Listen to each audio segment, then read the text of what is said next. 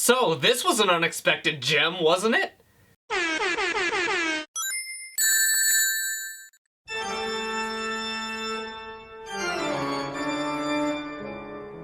How's it going, everyone? Welcome back to another episode of the House of Horror, and lately I've really been getting into the TV miniseries or limited run series. Shows like The Haunting of Hill House, where each season is self-contained, or like the Dracula miniseries that we reviewed last week. I'm really starting to enjoy these shows that you can start and finish within a reasonable amount of time without them overstaying their welcome. And one miniseries that I was introduced to recently that really took me by surprise was Over the Garden Wall. I somehow had never heard of the show before and was introduced to it through TikTok of all places. But apparently I've been living under a rock because I guess this show is a really big deal. Back when I first posted that I watched it over on my Instagram, I had a bunch of messages from my friends coming in, sharing Halloween costumes with me that they've worn over the years. Others say that it's a Halloween tradition that they make sure that they watch every single Halloween. And just universally, I guess it's been praised by pretty much everyone who's seen it. And well, it's hard for me not to agree because I thought the show was great. I'm gonna be keeping this review spoiler free, and hell, I'm not even gonna show you any images from the series because I would rather you just go and watch it for yourself, and I don't dare want to ruin anything for you. First airing on Cartoon Network back in 2014, the series follows two brothers, Wirt and Greg, who are lost in this sort of fairy tale-esque fantasy world full of colorful and creatively creepy characters. The series runs for 10 episodes, roughly 10 minutes or so each, so watching them all together is basically like watching a full-length film. So again, it's short and sweet with its story. Each episode is its own little bite-sized adventure of our brothers getting into some sort of trouble. In a sense, it's very similar to Alice in Wonderland. How we follow our two fairly straightforward leads going from place to place and having some insane interactions with some insane characters. In this case, they're all inspired by the spooky season or by fall in general. But again, it's hard to describe every character or talk about each interaction without going into the episodes in depth, and I don't want to do that. I want to keep this spoiler free and have you experience it for yourself. So I mainly just want to talk about the series as a whole.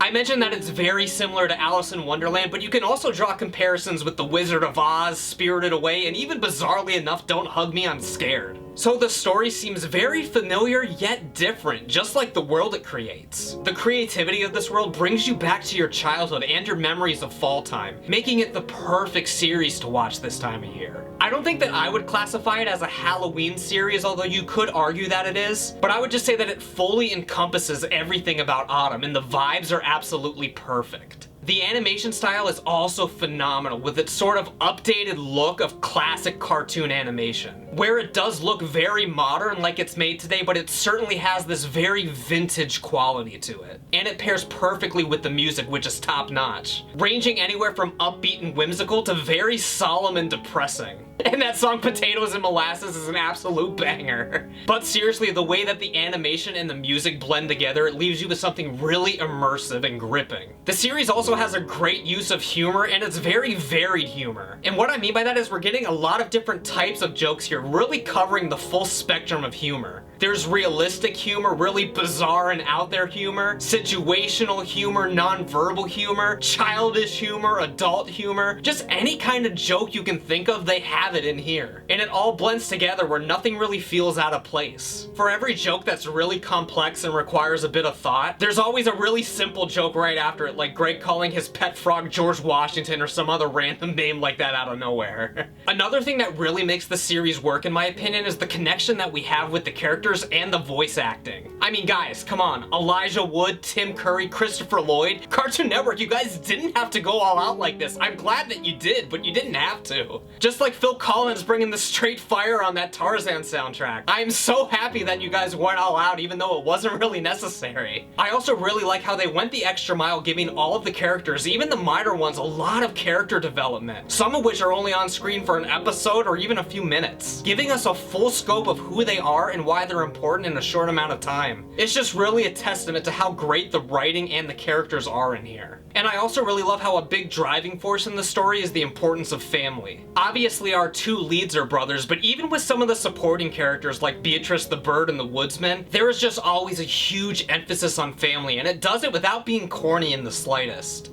It's about family. It's always been about family.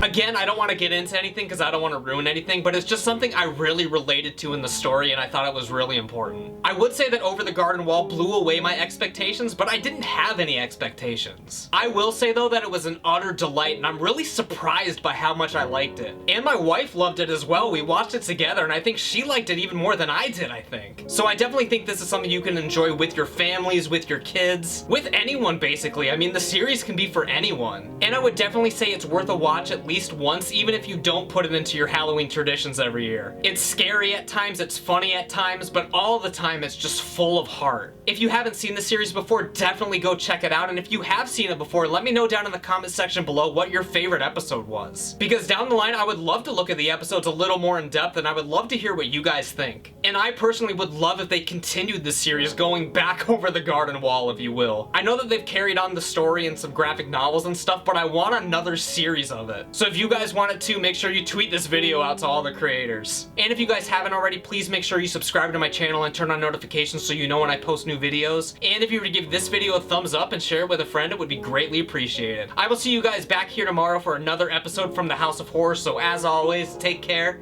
and stay spooky.